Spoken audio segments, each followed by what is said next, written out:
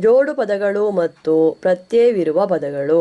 ಜೋಡು ಪದ ಮತ್ತು ಪ್ರತ್ಯಯವಿರುವ ಪದಗಳ ನಡುವಿರುವ ವ್ಯತ್ಯಾಸವು ಕೆಲವು ವಿಷಯದಲ್ಲಿ ಮೇಲಿನ ವ್ಯತ್ಯಾಸದ ಹಾಗೆಯೇ ಅಸ್ಪಷ್ಟವಾಗಿದೆ. ಆದರೆ ಇದಕ್ಕೆ ಬೇರೆ ಒಂದು ಕಾರಣವಿದೆ. ಒಂದು ಪದಕ್ಕೆ ಒಂದು ಅಥವಾ ಜಾಸ್ತಿ ಪ್ರತ್ಯಯಗಳನ್ನು ಸೇರಿಸುವುದರ ಮೂಲಕ ಪ್ರತ್ಯಯವಿರುವ ಪದ ತಯಾರಾಗುತ್ತದೆ ಮತ್ತು ಎರಡು ಅಥವಾ ಜಾಸ್ತಿ ಪದಗಳನ್ನು ಒಟ್ಟಿಗೆ ಸೇರಿಸಿ ಒಂದೇ ಪದವಾಗಿ ಮಾಡುವುದರ ಮೂಲಕ ಜೋಡು ಪದ ತಯಾರಾಗುತ್ತದೆ ಎಂಬುದಾಗಿ. ಇವುಗಳ ನಡುವಿರುವ ವ್ಯತ್ಯಾಸವೇನೋ ಸ್ಪಷ್ಟವಾಗಿದೆ, ಆದರೆ ಪದ ಮತ್ತು ಪ್ರತ್ಯಯಗಳ ನಡುವಿರುವ ವ್ಯತ್ಯಾಸ ಅಷ್ಟೊಂದು ಸ್ಪಷ್ಟವಾದುದಲ್ಲ. ಉದಾಹರಣೆಗಾಗಿ ಹಿಂಗಾಲು ಎಂಬ ಪದದಲ್ಲಿರುವ ಹಿಂ ಎಂಬುದು ಹಿಂದು ಅಥವಾ ಹಿಂದೆ ಎಂಬುದರ ಗಿಡ್ಡ ರೂಪವೆಂದು ಹೇಳಿದಲ್ಲಿ ಅದೊಂದು ಪದವೆನಿಸುತ್ತದೆ. ಇದಕ್ಕೆ ಬದಲು ಅದು ಚಾರಿತ್ರಿಕವಾಗಿ ಮಾತ್ರ ಹಿಂದೆ ಎಂಬುದಕ್ಕೆ ಸಂಬಂಧಿಸಿದೆ ಎಂದು ವಾದಿಸಿದಲ್ಲಿ ಅದೊಂದು ಪ್ರತ್ಯಯವೆನಿಸುತ್ತದೆ. ಇದೇ ರೀತಿಯಲ್ಲಿ ಹೆಜ್ಜೇನು, ಹೆಂಗಣ್ಣು, ಇಬ್ಬದಿ ಮೊದಲಾದ ಪದಗಳಲ್ಲಿ ಕಾಣಿಸುವ ಹೆಜ್, ಕೆ, ಇಬ್ ಮೊದಲಾದ ಅಂಶಗಳು ಪದಗಳೇ ಅಥವಾ ಪ್ರತ್ಯಯಗಳೇ ಎಂಬ ವಿಷಯದಲ್ಲಿ ಅಭಿಪ್ರಾಯ ಭೇದಗಳು ಕಾಣಿಸಲು ಸಾಧ್ಯವಿದೆ.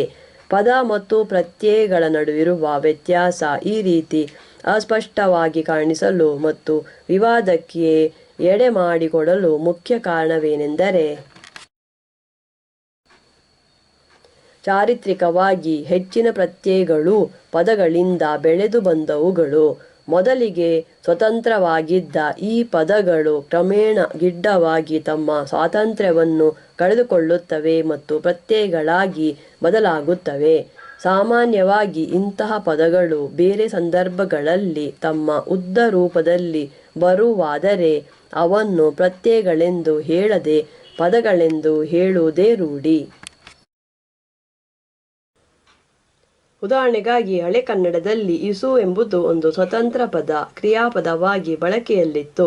ಅದಕ್ಕಿದ್ದ ಅರ್ಥಗಳಲ್ಲಿ ಅನುಮತಿಸು ಎಂಬುದೂ ಒಂದು ಎಂಬುದನ್ನು ಕಾಣಲಿಸದೆ ಸೇರಲಿಸಿದರೆ ಮೊದಲಾದ ಬಳಕೆಗಳಿಂದ ತಿಳಿಯಬಹುದು.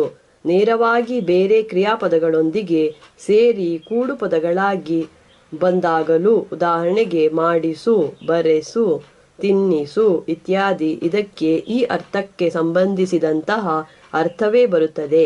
ಹಾಗಾಗಿ ಹಳೆಗನ್ನಡದ ಮಟ್ಟಿಗೆ ಮಾಡಿಸು, ತಿನ್ನಿಸು ಮೊದಲಾದ ಕ್ರಿಯಾರೂಪಗಳಲ್ಲಿ ಬರುವ ಇಸು ಎಂಬುದನ್ನು ಒಂದು ಪ್ರತ್ಯಯವೆಂದು ಹೇಳುವ ಬದಲು ಕ್ರಿಯಾಪದವೆಂದು ಹೇಳುವುದೇ ಸರಿ. ಆದರೆ ಹೊಸ ಕನ್ನಡದಲ್ಲಿ ಇಸು ಇಲ್ಲವೇ ಸು ಎಂಬುದಕ್ಕೆ ಸ್ವತಂತ್ರ ಕ್ರಿಯಾಪದವಾಗಿ ಬಳಕೆಯಿಲ್ಲ. ಬೇರೆ ಕ್ರಿಯಾಪದಗಳೊಂದಿಗೆ ಬರೆಸು, ಕರೆಸು, ಮಾಡಿಸು ಮೊದಲಾದ ಕ್ರಿಯಾರೂಪಗಳಲ್ಲಿ ಮಾತ್ರವೇ ಅದು ಬರಬಲ್ಲುದು. ಹಾಗಾಗಿ ಹೊಸ ಕನ್ನಡದ ಮಟ್ಟಿಗೆ ಅದೊಂದು ಪ್ರತ್ಯಯ ಮಾತ್ರ ಎಂದು ಹೇಳಬೇಕಾಗುತ್ತದೆ.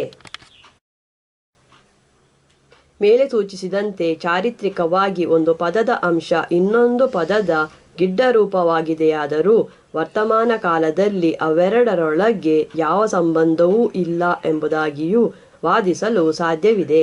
ಉದಾಹರಣೆಗಾಗಿ ಮೇಲೆ ಮೊದಲನೆಯ ಅಧ್ಯಾಯದಲ್ಲಿ ಸೂಚಿಸಿದಂತೆ ಎಣ್ಣೆ ಎಂಬ ಪದದ ಎಣ್ ಎಂಬ ಅಂಶ ಚಾರಿತ್ರಿಕವಾಗಿ ಎಳ್ಳು ಎಂಬ ಪದಕ್ಕೆ ಸಂಬಂಧಿಸಿದೆ.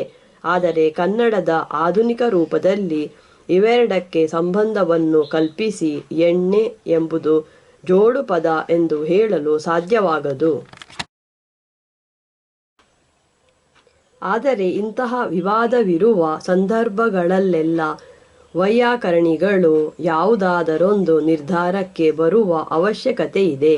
ಹಾಗಾಗಿ ಅವರು ಅಂತಹ ಒಂದು ನಿರ್ಧಾರಕ್ಕೆ ಬಂದಾಗ ಪದ ಮತ್ತು ಪ್ರತ್ಯಯಗಳ ನಡುವೆ ಕಾಣಿಸುವ ಈ ಅಸ್ಪಷ್ಟತೆ ಮಾಯವಾಗುತ್ತದೆ ಮತ್ತು ಅದರೊಂದಿಗೆ ಜೋಡು ಪದ ಮತ್ತು ಪ್ರತ್ಯಯವಿರುವ ಪದಗಳ ನಡುವಿರುವ ಅಸ್ಪಷ್ಟತೆಯೂ ಮಾಯವಾಗುತ್ತದೆ.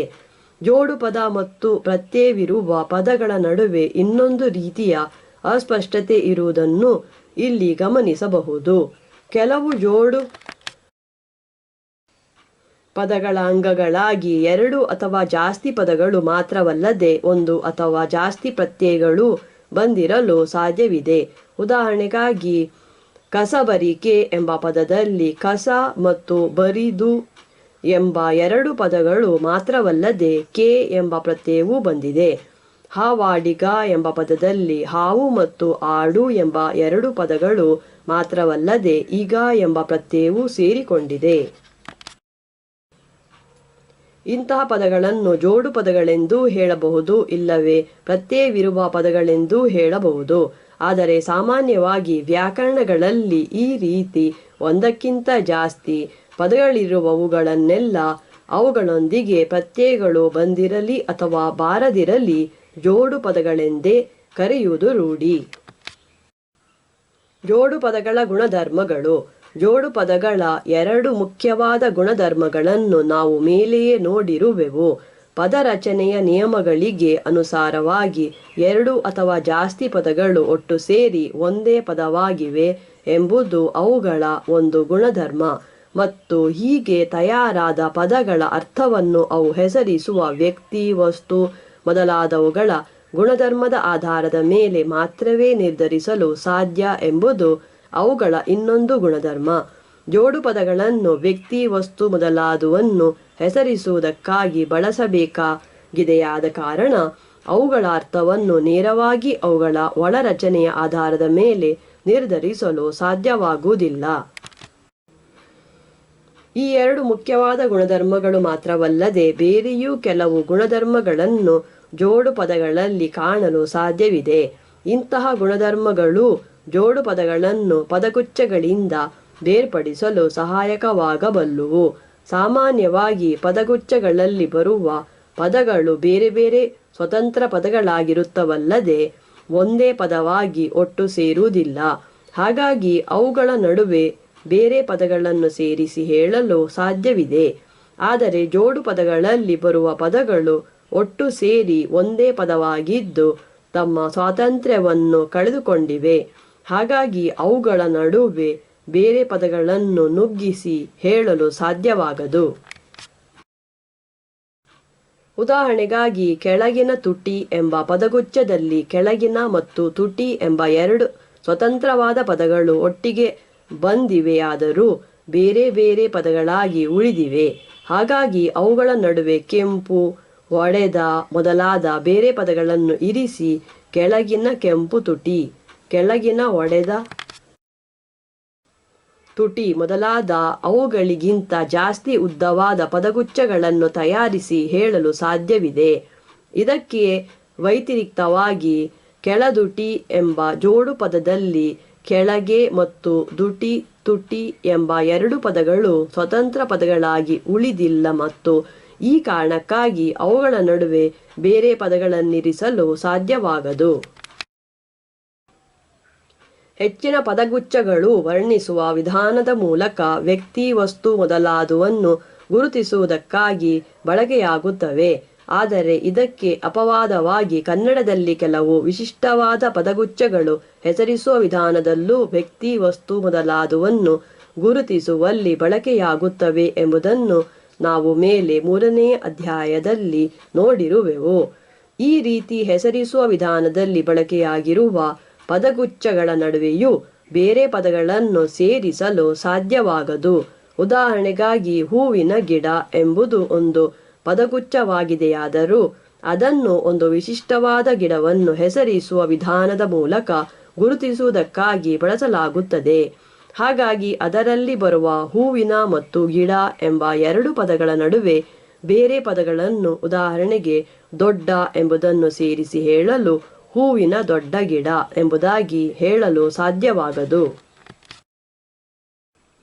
ಆದರೆ ಇನ್ನೊಂದು ವಿಷಯದಲ್ಲಿ ಇಂತಹ ಹೆಸರಿಸುವ ಪದಗುಚ್ಛಗಳು ಜೋಡು ಪದಗಳಿಗಿಂತ ಭಿನ್ನವಾಗಿವೆ. ಅವುಗಳಲ್ಲಿ ಬರುವ ಪದಗಳ ಅರ್ಥವನ್ನು ಬೇರೆ ಬೇರಾಗಿ ಗುಣಪದಗಳ ಸಹಾಯದಿಂದ ಬದಲಾಯಿಸಲು ಸಾಧ್ಯವಿದೆ. ಆದರೆ ಜೋಡು ಪದಗಳಲ್ಲಿ ಬಂದಿರುವ ಪದಗಳ ಅರ್ಥವನ್ನು ಈ ರೀತಿ ಬೇರೆ ಬೇರಾಗಿ ಬದಲಾಯಿಸಲು ಸಾಧ್ಯವಾಗದು. ಉದಾಹರಣೆಗಾಗಿ ಹೂವಿನ ಗಿಡ ಎಂಬ ಪದಗುಚ್ಛಕ್ಕೆ ಬೇರೆ ಪದಗಳನ್ನು ಸೇರಿಸುವುದರ ಮೂಲಕ ಅದರಲ್ಲಿ ಬಂದಿರುವ ಎರಡು ಪದಗಳಲ್ಲಿ ಯಾವುದರ ಅರ್ಥವನ್ನು ಬೇಕಿದ್ದರೂ ಬದಲಾಯಿಸಲು ಸಾಧ್ಯವಿದೆ. ಎರಡು ಕ ಕೆಂಪು ಹೂವಿನ ಗಿಡ, ಎರಡು ಖ ನಮ್ಮ ಹೂವಿನ ಗಿಡ, ಎರಡು ಗ ದೊಡ್ಡ ಹೂವಿನ ಗಿಡ. ಎರಡು ಕದಲ್ಲಿ ಬಂದಿರುವ ಕೆಂಪು ಎಂಬ ಪದ ಹೂವಿನ ಗಿಡ ಎಂಬ ಪದಗುಚ್ಛದ ಮೊದಲನೆಯ ಪದದ ಅರ್ಥವನ್ನು ಹೆಚ್ಚಿಸಿದೆ. ಅದು ಒಂದು ಗಿಡದ ಹೂ ಕೆಂಪಾಗಿದೆ ಎಂದು ತಿಳಿಸುತ್ತದಲ್ಲದೆ ಗಿಡವೇ ಕೆಂಪಾಗಿದೆ ಎಂದು ತಿಳಿಸುವುದಿಲ್ಲ. ಆದರೆ ಎರಡು ಖದಲ್ಲಿ ನಮ್ಮ ಎಂಬ ಪದದ ಮೂಲಕ ಅದೇ ಪದಗುಚ್ಛದ ಎರಡನೆಯ ಪದದ ಅರ್ಥವನ್ನು ಬದಲಾಯಿಸಲು ಸಾಧ್ಯವಾಗಿದೆ. ಎರಡು ಕೆ ನಮ್ಮ ಗಿಡ ಎಂಬ ಅರ್ಥವಿದೆಯಲ್ಲದೆ ನಮ್ಮ ಹೂವು ಎಂಬ ಅರ್ಥವಿಲ್ಲ. ಎರಡು ಗದಲ್ಲಿ ಈ ಎರಡು ರೀತಿಯ ಅರ್ಥಗಳು ಬರಲು ಸಾಧ್ಯವಿದೆ. ಅದಕ್ಕೆ ದೊಡ್ಡ ಹೂ ಬಿಡುವ ಗಿಡ ಎಂಬ ಅರ್ಥವಾಗಲಿ ಇಲ್ಲವೇ ಹೂ ಬಿಡುವ ದೊಡ್ಡ ಗಿಡ ಎಂಬ ಅರ್ಥವಾಗಲಿ ಬರಲು ಸಾಧ್ಯವಿದ್ದು ಇಲ್ಲಿ ಅರ್ಥಸಂದಿಗ್ಧತೆ ಇದೆ. ಆದರೆ ಜೋಡು ಪದಗಳ ಬಳಕೆಯಲ್ಲಿ ಇಂತಹ ಅರ್ಥಸಂದಿಗ್ಧತೆಗಳಿಗೆ ಅವಕಾಶವಿಲ್ಲ ಎಂಬುದನ್ನು ಗಮನಿಸಬಹುದು. ಇದಕ್ಕೆ ಕಾರಣವೇನೆಂದರೆ ಜೋಡು ಪದದೊಂದಿಗೆ ಬರುವ ಪದಗಳು ಆ ಪದದ ಒಟ್ಟು ಅರ್ಥವೇನಿದೆಯೋ ಅದನ್ನು ಮಾತ್ರ ಬದಲಾಯಿಸಬಲ್ಲುವಲ್ಲದೆ ಅದರ ಅಂಗಗಳಾಗಿ ಬರುವ ಪದಗಳ ಅರ್ಥವನ್ನು ಬೇರೆ ಬೇರಾಗಿ ಬದಲಾಯಿಸಲಾರವು. ಉದಾಹರಣೆಗಾಗಿ ಮುಳ್ಳು ಹಂದಿ ಎಂಬ ಜೋಡು ಪದಕ್ಕೆ ಚೂಪಾದ ಎಂಬ ಪದವನ್ನು ಸೇರಿಸಿ ಆ ಜೋಡು ಪದದ ಅಂಗವಾಗಿ ಬಂದಿರುವ ಮುಳ್ಳು ಎಂಬ ಪದದ ಅರ್ಥವನ್ನು ಹೆಚ್ಚಿಸಲು ಸಾಧ್ಯವಾಗದು. ಇದೇ ರೀತಿಯಲ್ಲಿ ಕಣ್ಣೀರು ಎಂಬ ಜೋಡು ಪದಕ್ಕೆ ಕೆಂಪು ಎಂಬ ಗುಣಪದವನ್ನು ಸೇರಿಸಿದಲ್ಲಿ ಅದು ಇಡೀ ಪದವು ಸೂಚಿಸುವ ಅರ್ಥವನ್ನು ಕೆಂಪಾಗಿರುವ ಕಣ್ಣೀರು ಎಂಬುದಾಗಿ ಬದಲಾಯಿಸಬಲ್ಲುದಲ್ಲದೆ ಆ ಪದದ ಒಂದು ಅಂಗ ಸೂಚಿಸುವ ಅರ್ಥವನ್ನು ಮಾತ್ರವೇ ಬದಲಾಯಿಸಲಾರದು. ಕೆಂಪು ಕಣ್ಣೀರು ಎಂಬುದಕ್ಕೆ ಕೆಂಪಾಗಿರುವ ಕಣ್ಣಿನ ನೀರು ಎಂಬ ಅರ್ಥ ಬರಲಾರದು.